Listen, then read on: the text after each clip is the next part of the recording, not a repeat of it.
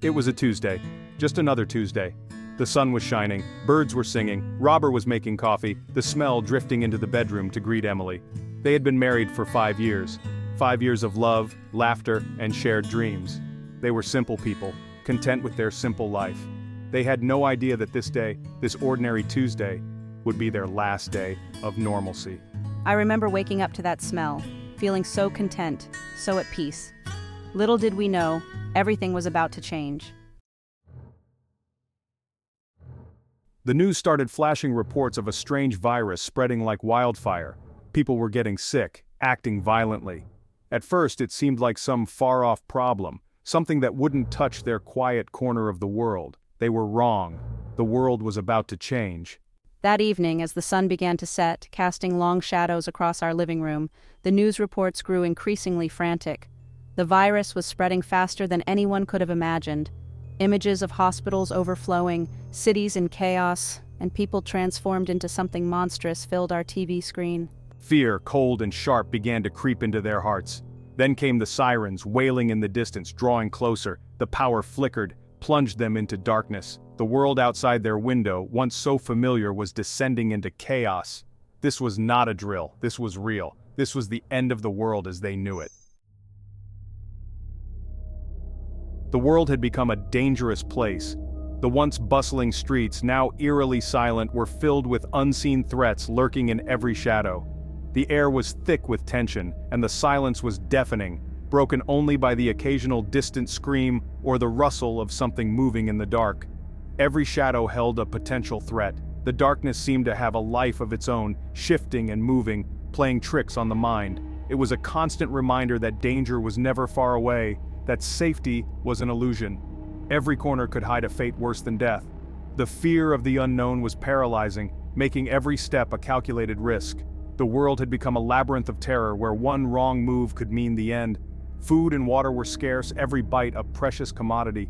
The struggle for survival was relentless, with every meal a reminder of the fragility of life. People had to ration their supplies, making do with what little they had, always on the lookout for more. Sleep was a luxury they could ill afford. The constant threat of danger made it impossible to rest. Every sound, every creak of the floorboards was a potential threat. The nights were long and filled with anxiety, the darkness amplifying every fear. Robert, drawing on his knowledge of tools and his innate resourcefulness, began to adapt. He was a man of many talents, and in this new world, those talents were invaluable. He could fix things, build things, and find solutions to problems that seemed insurmountable. He fortified our small home, turning it into a makeshift fortress against the relentless horde. Every window was boarded up, every door reinforced.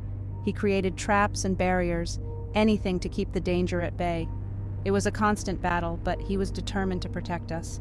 He scavenged for supplies, his heart pounding with adrenaline every time he had to venture out into the nightmare that our world had become. Each trip was a gamble, a test of his courage and resourcefulness. He had to be quick, silent, and always on guard. He wasn't the same man he was before the outbreak. The hardships had changed him, hardened him. His eyes, once filled with warmth and kindness, now held a steely determination. He had become a survivor, a warrior in a world gone mad. The world had a way of stripping away pretense, of revealing the raw core of a person. In this new reality, there was no room for weakness or deceit. People had to be honest with themselves and with each other. It was a harsh, unforgiving world, but it was also a world where true character was revealed. He was stronger, tougher, his hands calloused, his senses sharpened by the constant threat of death. Every day was a test of his endurance, his will to survive. He had become a man of action, always ready to face whatever challenges came his way. And through it all, I was his rock. I stood by him, offering my support and my strength. I was his anchor, the one thing he could always count on. Together, we faced the challenges, drawing strength from each other. My quiet strength, my unwavering faith in him, kept him going when he thought he could go no further. I believed in him, even when he doubted himself. My love and support were his lifeline, giving him the courage to keep fighting. We were in this together, bound by a love that had only grown stronger in the face of unimaginable horror. Our bond was unbreakable, forged in the fires of adversity. We were each other's strength, each other's hope. They huddled together in the flickering light of a candle. The small flame was a beacon of hope in the darkness, a reminder that they were not alone. They drew comfort from each other, finding solace in their shared struggle. He held a crude map, his face etched with worry. The map was their guide, their plan for survival. Every mark, every line represented a potential path to safety. But it was also a reminder of the uncertainty, the unknown dangers that lay ahead. They were united, stronger than ever, facing the nightmare side by side. Their shared experiences had created a bond that was unbreakable. Together, they were ready to face whatever challenges came their way, determined to survive and rebuild their world. Survival was a tenuous thing, a delicate dance on the edge of a razor. Every step was a gamble, every breath a victory. The world had become a place where the strong and the cunning thrived, and the weak were left behind. The survivors moved with a purpose, their eyes scanning the ruins for any sign of danger, their ears attuned to the slightest sound. They had learned to trust their instincts, to rely on each other, and to never let their guard down. But as days turned into weeks, they discovered they were not alone. The world, though broken and scarred, still held pockets of humanity. These encounters were rare, but when they happened, they brought a glimmer of hope. The survivors would approach each other cautiously, weapons at the ready, but with a silent understanding that they were all in this together. The bonds formed in these moments were unspoken, but powerful, a testament to the resilience of the human spirit. Other survivors emerged from the ruins, drawn together by the shared instinct to cling to life. They came from different backgrounds, different walks of life, but the apocalypse had leveled the playing field. In this new world, it didn't matter who you were before. What mattered was what you could do to survive. They shared stories of their pasts, of the lives they had lost, and of the dreams they still held on to. These stories were a lifeline, a way to remember that they were still human. There was Phil, a gruff but kind-hearted mechanic, his hands calloused, his mind sharp as a tack. He had a knack for fixing things, a skill that had become invaluable in a world where resources were scarce. Phil could take a pile of scrap metal and turn it into something useful, a talent that often meant the difference between life and death. His workshop, a makeshift garage in the ruins, was a place of refuge and hope. His knowledge of engines and his ability to fix almost anything became invaluable. He could repair vehicles, build makeshift weapons, and even rig up basic electricity. Phil's skills were a beacon of hope in a world where everything seemed to be falling apart. He was always busy, always tinkering with something, and his work gave the group a sense of stability and normalcy. He was a man of few words, but his actions spoke volumes. Phil's quiet determination and unwavering dedication to the group made him a pillar of strength. He didn't need to say much. His presence alone was enough to reassure the others that they could make it through another day. His silent support was a constant reminder that they were not alone in their struggle. Then there was George, a doctor before the outbreak ravaged the world. He had once worked in a bustling hospital, saving lives and bringing new ones into the world. Now his skills were their only defense against infection and injury. George had seen more death and suffering than he cared to remember, but he never let it break him. He was determined to use his knowledge to help his fellow survivors, to give them a fighting chance. His medical skills, once used to heal and comfort, were now their only defense against infection and injury. George could treat wounds, set broken bones, and even perform minor surgeries. His makeshift clinic, a small room in the ruins, was a place of healing and hope. The survivors knew that as long as George was there, they had a chance to survive. His calm demeanor and steady hand were a soothing presence in their chaotic world. George's reassuring words and gentle touch brought comfort to those in pain. He was a beacon of hope, a reminder that even in the darkest times there was still kindness and compassion. His presence gave the group a sense of security, a belief that they could overcome any obstacle. And then there was Elepa, a young woman barely out of her teens, who had seen more horror than anyone should. She had lost her family, her friends, and everything she had ever known. But she had not lost her will to survive. Elepa was a fighter, a survivor in every sense of the word. She had learned to navigate the dangers of the new world, to hunt and gather food, and to protect herself from the threats that lurked in the shadows. She was a skilled hunter, her aim deadly accurate, her knowledge of the wilderness a lifeline in a world where food was scarce. Elurpa could track animals, set traps, and find edible plants. Her skills were essential to the group's survival, providing them with the food they needed to keep going. She was always on the move, always looking for the next meal, and her determination was an inspiration to the others. She was haunted by the past, but determined to survive. Elurpa carried the weight of her losses with her, but she never let it break her. She used her pain as fuel, a driving force that kept her going. Her strength and resilience were a testament to the human spirit, a reminder that even in the face of unimaginable horror, there was still hope. Together, they formed a bond, a ragtag family forged in the fires of unimaginable hardship.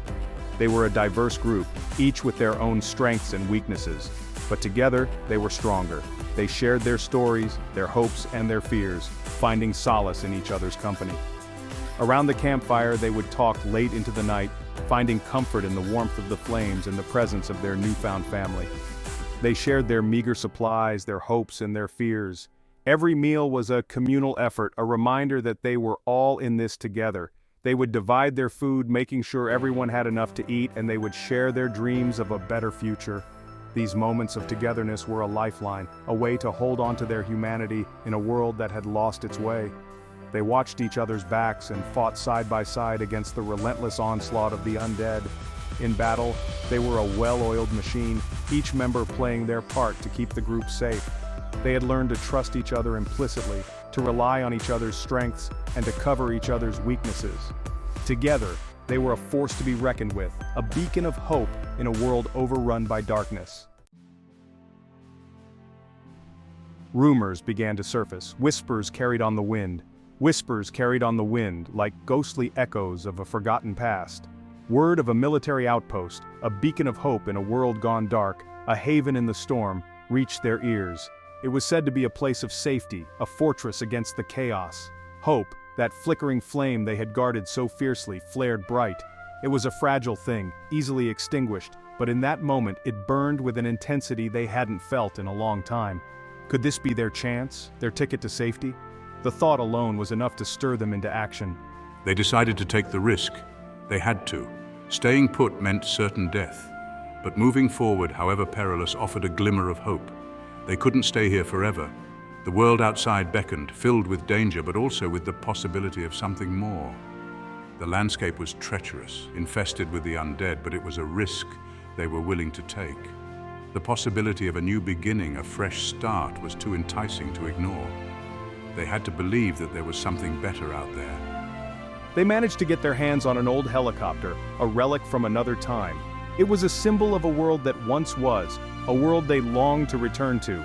A relic from another time, it stood as a testament to human ingenuity and resilience. Phil, his eyes gleaming with a desperate hope, worked tirelessly to get it airworthy. Every bolt tightened, every wire connected, was a step closer to their salvation. He poured his heart and soul into the task, knowing that their lives depended on it. The helicopter was their lifeline, their only chance to escape the nightmare that had become their reality. It was a long shot, but it was their only shot. The odds were against them, but they had no other choice. With determination etched on their faces, they prepared for the journey ahead. They knew it wouldn't be easy, but they were ready to face whatever came their way. The day of their departure dawned, grey and overcast, mirroring the fear that gnawed at their hearts. The sky was a somber reflection of their inner turmoil, mirroring the fear that gnawed at their hearts. They were anxious but also hopeful. This was their chance, and they couldn't afford to fail. As the helicopter sputtered into the air, a collective gasp escaped their lips. The engine roared to life, and for a moment, they felt a surge of hope. For a brief moment, they felt a surge of hope, the ground shrinking beneath them, the nightmare receding. They were leaving the horrors behind, ascending towards a new beginning. The ground shrinking beneath them, the nightmare receding. They were rising above the chaos, reaching for the sky, but their triumph was short-lived. The helicopter began to shudder, mechanical issues threatening to bring them down. The sky, their brief sanctuary, became a battleground. The weather turned against them, and the helicopter struggled to stay aloft. A swarm of undead, drawn by the sound of the engine, descended upon them, their rotting claws reaching for the fragile metal shell that separated them from oblivion. The noise had attracted the horde, and now they were under siege. their rotting claws reaching for the fragile metal shell that separated them from oblivion. The helicopter was their only defense, and it was being tested to its limits.